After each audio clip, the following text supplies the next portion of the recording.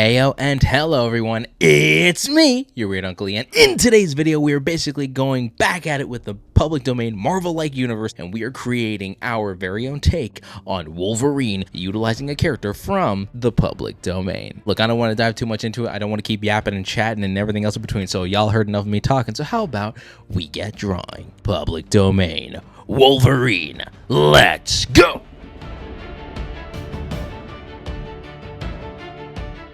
And we begin the designing process. So the public domain character that I'm going to be utilizing today is, well, Catman of all things. I know it's a little weird kind of looking at this character over here and being like, really, Catman? And didn't you make your own knockoff interpretation of Wolverine before?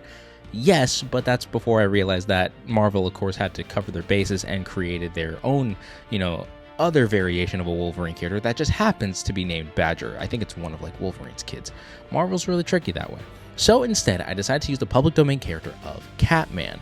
Catman was actually, as stated here, the character's name was David Merriweather, and his whole bit was that he was an orphan child who lived into the jungles and was raised by tigers. And essentially, once he was of an adult age, he then just made his way to America and started fighting crime using his cat-like reflexes, and not only that, his ability to essentially die and then come back to life again because of the whole concept of the 9 lives. They actually abused this fact a lot throughout his whole story.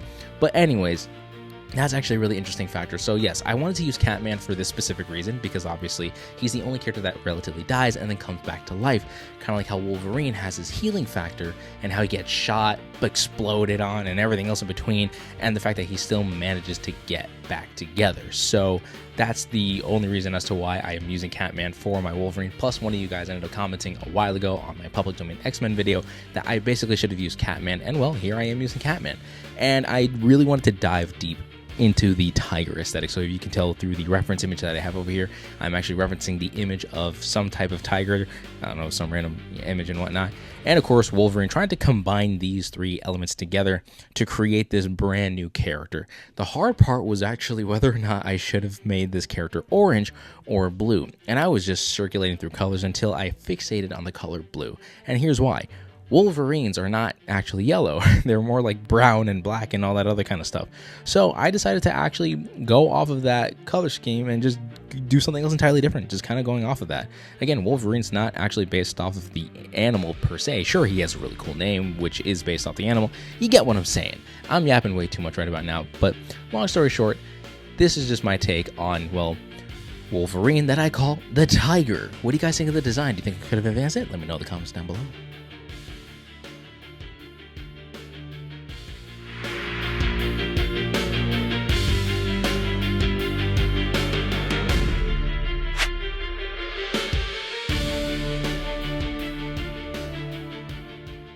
David Merriweather was actually nothing more than a savage caveman who once lived on ancient Earth, and he went by the name of Sabretooth, as in the saber-toothed tiger, given how he was such a savage tool for survival and just raw battles all throughout the ancient world. Eventually, when the meteor came down to Earth to strike it and wipe out the ancient population, Sabretooth and a handful of other humans managed to survive.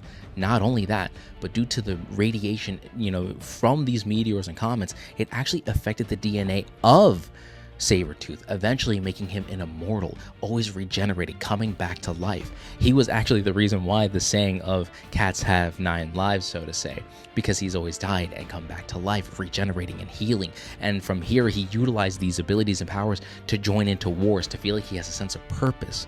It wasn't until sometime during the 1960s and 70s, he ended up working with this strange covert operations group to basically try to, well, coexist along with mutants and humans to create a proper humans and mutants right type of situation going down. He ends up going by the code name of Tiger, given how that's more or less the animal he's associated with for this far.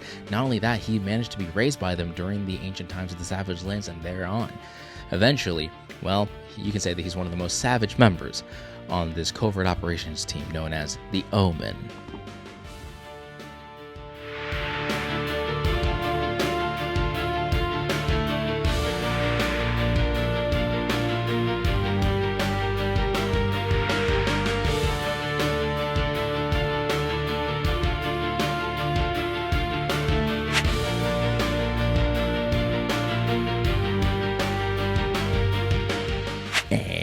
And there we go. We have our officialized comic cover for our character, the Tiger, aka my public domain Wolverine. And honestly, this is a whole image and a half.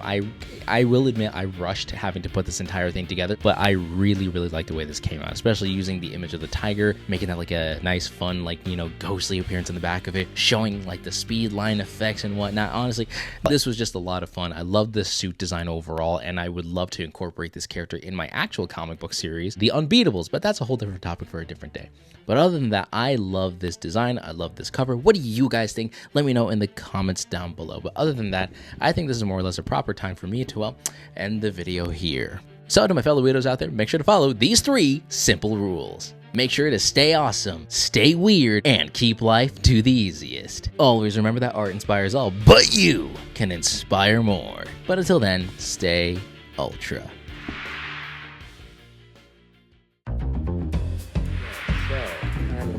Do a quick little setup here to make sure the camera takes a good look at my face.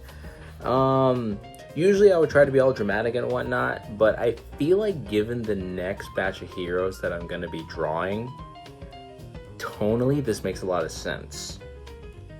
And if you don't know which batch of heroes, Guardians of the Galaxy.